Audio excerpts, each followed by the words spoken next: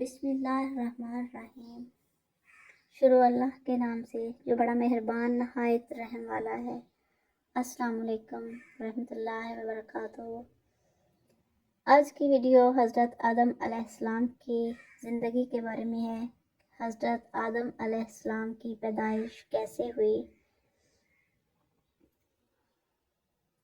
اور حضرت آدم علیہ السلام سے انسانی نسل کا آغاز کیسے ہوا۔ اس ویڈیو میں آپ کو یہ پتہ چلے گا کہ قرآن مجید کی روشنی میں حضرت آدم علیہ السلام کے حالات زندگی کیا ہیں، حضرت آدم علیہ السلام کے اور حضرت حوا علیہ السلام کی زمین پر آنے کے بارے میں آپ اس ویڈیو میں جان سکیں گے، اور حضرت آدم علیہ السلام اور حضرت حوا علیہ السلام کے اللہ تعالیٰ سے کی گئی دعا کے بارے میں جان سکیں گے، اور آپ کو اس ویڈیو میں یہ بھی پتہ چلے گا کہ انسان کا کھلا دشمن شیطان ہے۔ تو آئیے ویڈیو کی طرف چلتے ہیں۔ ویڈیو کو پورا دیکھیے گا، درمیان میں سے کوئی چیز بھی سکپ نہ ہو جائے، اور اگر آپ چینل پر نئے ہیں تو چینل کو سبسکرائب ضرور کر لیں تاکہ آپ کو انبیاء علیہ السلام کے اور اس طرح کے اور بھی اسلامی واقعات کے بارے میں ویڈیوز ملتی رہیں۔ حضرت آدم علیہ السلام پہلے انسان ہیں۔ اللہ تعالیٰ نے آپ علیہ السلام کو مٹی سے پیدا فرمایا۔ حضرت آدم علیہ السلام سے انسانی نسل کا آغاز ہوا۔ اسی وجہ سے حضرت آدم علیہ السلام کو ابو البشر یعنی انسانوں کے والد کہا جاتا ہے۔ آپ علیہ السلام کا ایک لقب صفی اللہ بھی ہے، یعنی اللہ تعالیٰ کے چنے ہوئے۔ حضرت آدم علیہ السلام کو پیدا کرنے سے پہلے اللہ تعالیٰ نے فرشتوں کے سامنے حضرت آدم علیہ السلام کی پیدائش کا ذکر فرمایا کہ میں زمین میں انسان کو اپنا خلیفہ بنا کر بھیجنے والا ہوں۔ اللہ تعالیٰ نے انسان کو زمین پر اپنا خلیفہ یعنی نائب بنایا۔ فرشتوں نے عرض کیا کہ کیا آپ ایسی مخلوق بنائیں گے جو زمین میں فساد مچائے گی اور خون بہائے گی؟ تو اللہ تعالیٰ نے فرمایا جو کچھ میں جانتا ہوں وہ تم نہیں جانتے۔ اللہ تعالیٰ نے حضرت آدم علیہ السلام کو پیدا کرنے کے بعد تمام چیزوں کے نام یعنی ان کا علم سکھا دیا۔ پھر ان چیزوں کے نام فرشتوں سے پوچھے۔ فرشتے ان چیزوں کے نام نہ بتا سکے۔ حضرت آدم علیہ السلام نے ان سب چیزوں کے نام بتا دیے، کیونکہ اللہ تعالیٰ نے حضرت آدم علیہ السلام کو علم کے لحاظ سے فضیلت عطا فرمائی تھی۔ اللہ تعالیٰ نے فرشتوں کو حضرت آدم علیہ السلام کو سجدہ کرنے کا حکم دیا۔ تمام فرشتوں نے حضرت آدم علیہ السلام کو سجدہ کیا، لیکن ابلیس نے سجدہ نہ کیا۔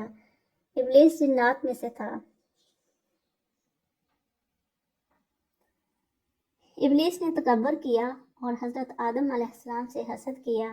اس تکبر اور حسد کی وجہ سے اس نے حضرت آدم علیہ السلام کو سجدہ کرنے سے انکار کر دیا اور کہا میں اس سے بہتر ہوں، تو نے مجھے آگ سے پیدا کیا اور تو نے اسے مٹی سے پیدا کیا۔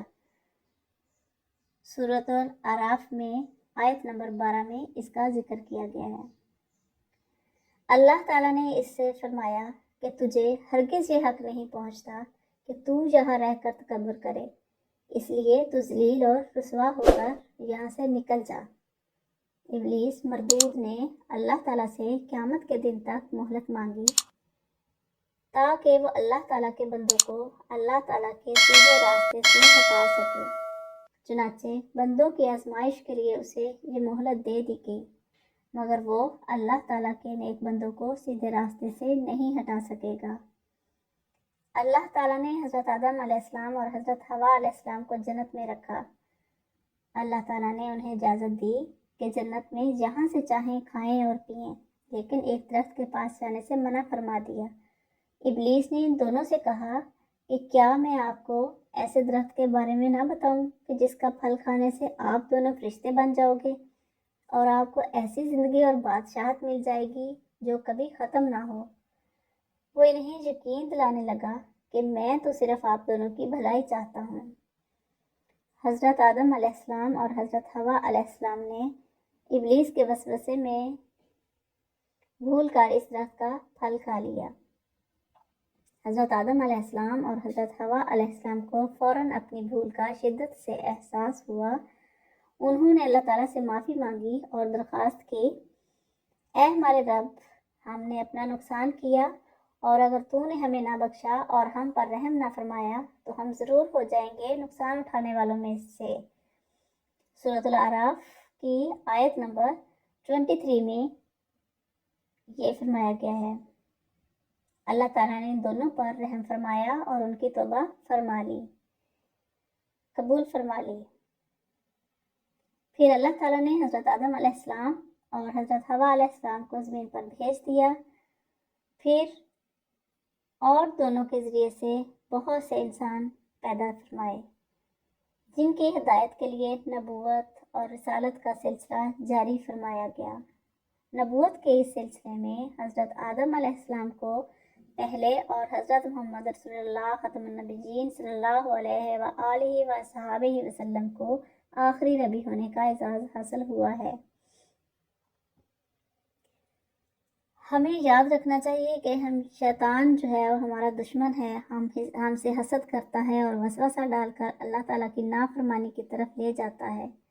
ہمیں شیطان کے شر سے بچنے کے لیے اعوذ باللہ من الشیطان الرجیم پڑھ کر اللہ تعالیٰ کی پناہ مانگنی چاہیے۔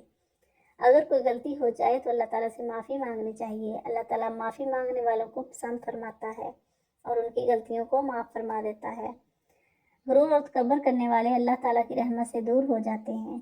اللہ تعالیٰ ہمیں بھی غرور اور تکبر سے بچنے کی توفیق عطا فرمائے اور شیطان کے شر سے بھی بچا لے۔ اگر ویڈیو پسند آئی ہو تو لائک اور شیئر ضرور کریں۔ چینل پر نئے ہیں تو چینل کو سبسکرائب کریں اور بیل آئیکن کو پریس کرتے جائیے تاکہ ہر آنے والی ویڈیو کا نوٹیفیکیشن آپ تک پہلے پہنچ سکے۔ تو ملتے ہیں نیکسٹ ویڈیو میں، تب تک کے لیے اللہ حافظ۔